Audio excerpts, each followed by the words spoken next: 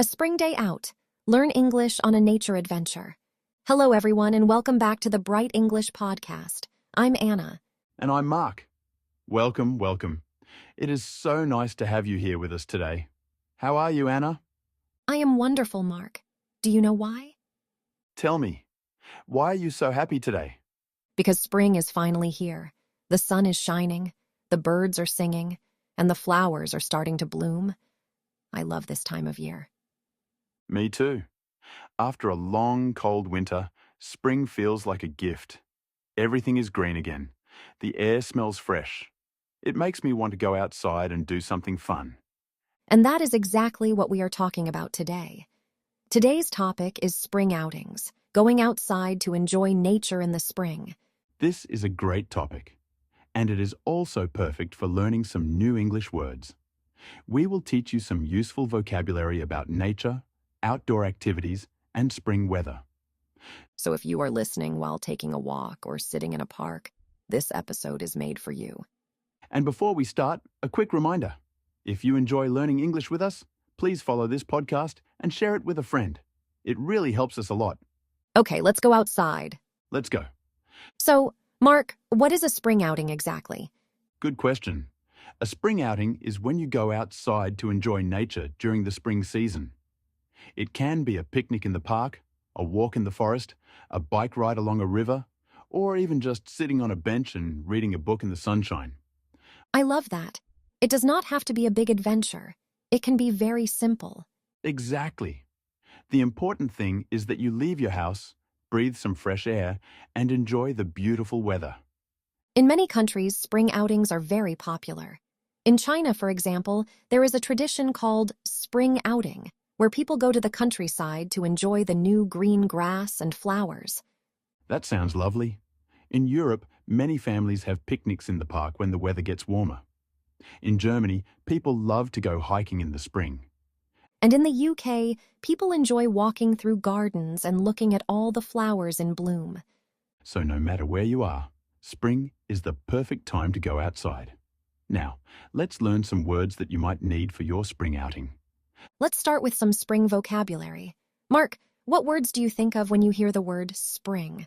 Oh, so many words. Let me think. First, I think of flowers. In spring, flowers start to bloom.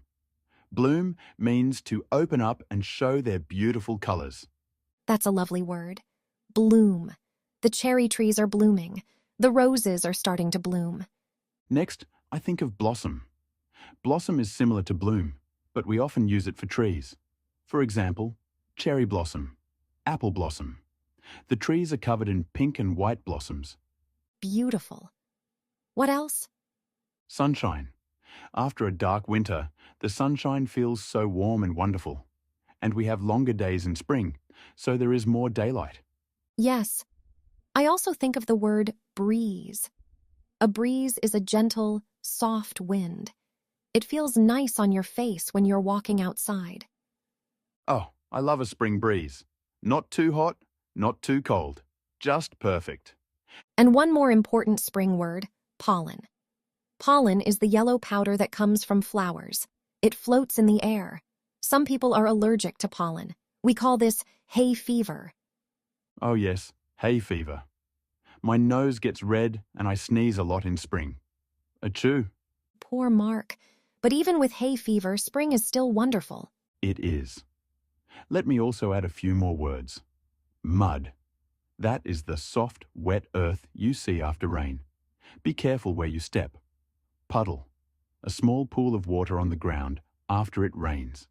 Children love to jump in puddles. And birdsong, the sound that birds make. In spring, you can hear so much birdsong in the morning. It is like nature's alarm clock. Much nicer than my phone alarm.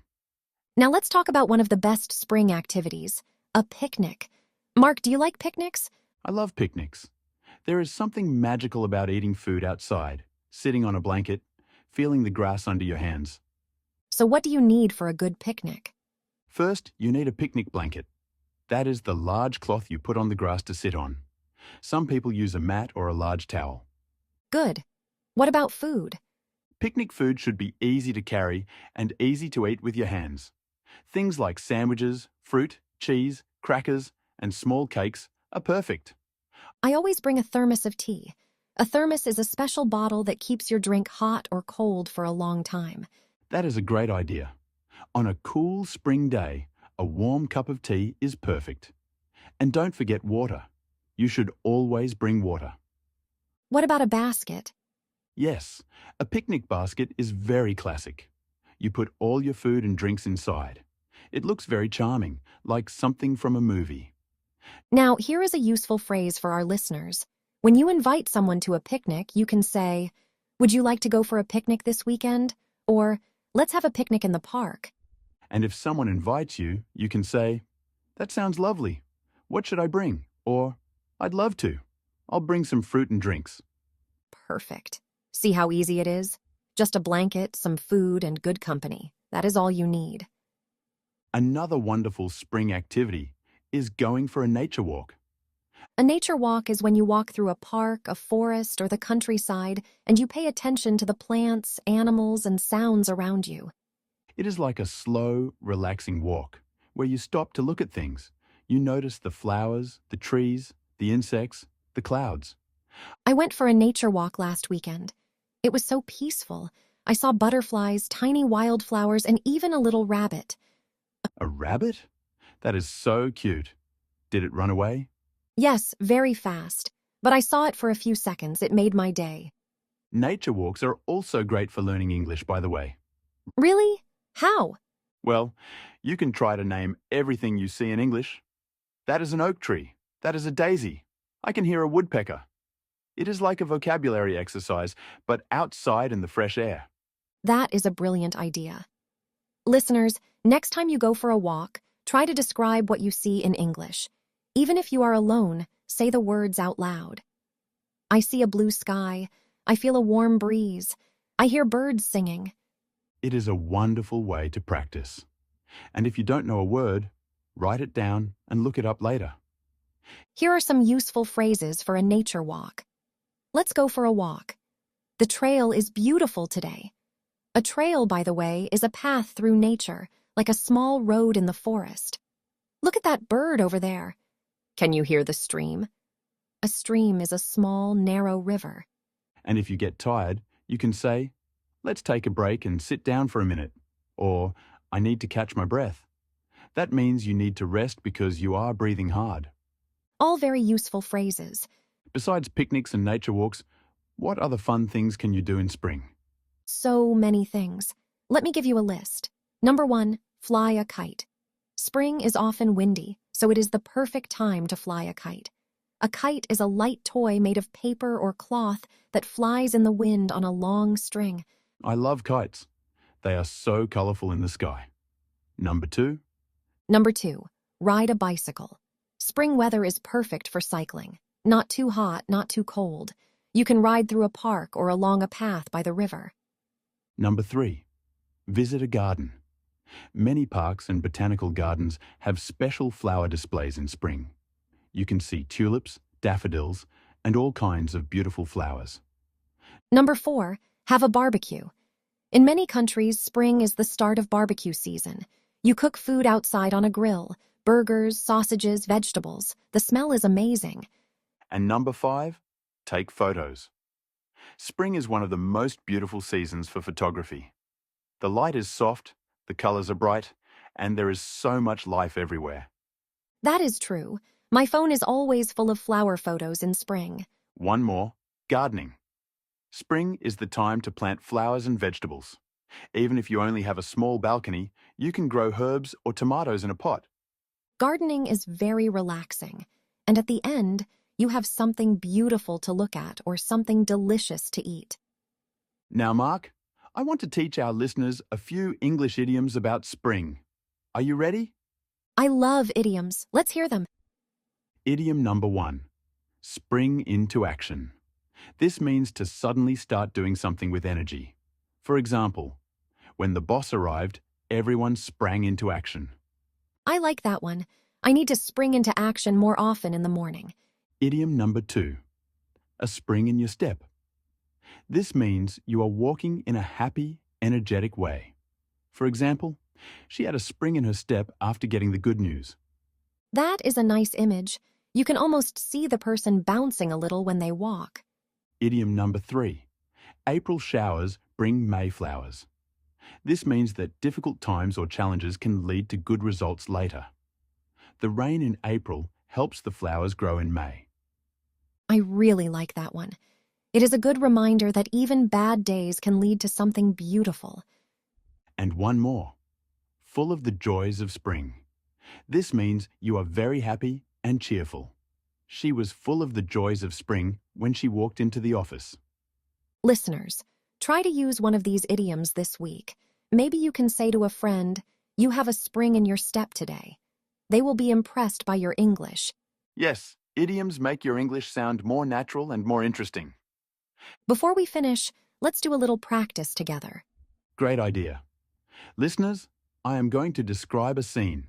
Try to imagine it in your mind. Ready? Ready? It is a warm Saturday morning in April. The sky is blue with a few white clouds. You are in a beautiful park. There is soft green grass under your feet. You can feel a gentle breeze on your face. You can hear birds singing in the trees. You see colourful flowers everywhere, yellow daffodils, red tulips, and pink cherry blossoms. There is a small stream running through the park. You can hear the water.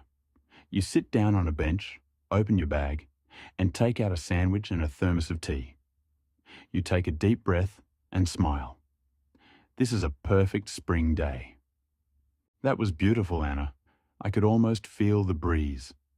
Now, listeners, here is your challenge. Can you describe your own perfect spring day in English? Try to use some of the words we learned today. Bloom, blossom, breeze, sunshine, trail, stream, picnic, blanket. Write a few sentences or say them out loud. It is great practice. And if you want, you can write your description in the comments or in your notebook. We would love to hear about your perfect spring day. Let's do a quick review of the new words we learned today. Okay. Bloom. When a flower opens up and shows its colour. Blossom. Flowers on a tree, especially in spring. Breeze. A gentle, soft wind. Pollen. The yellow powder from flowers that can cause allergies. Hay fever. An allergy to pollen. It makes you sneeze. Mud. Soft, wet earth after rain. Puddle. A small pool of water on the ground. Birdsong. The sound birds make. Picnic blanket. The cloth you sit on outside. Thermos. A bottle that keeps drinks hot or cold. Trail. A path through nature. Stream. A small, narrow river.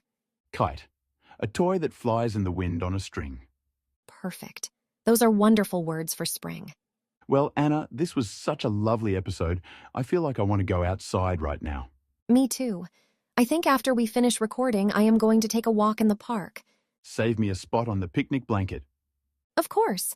And to all our listeners, thank you so much for being here with us today. We hope this episode makes you want to go outside, enjoy the spring, and practice your English at the same time.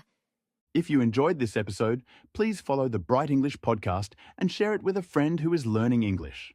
And remember, you can practice English anywhere, in the park, on a nature walk, or even while having a picnic. Every moment is a chance to learn.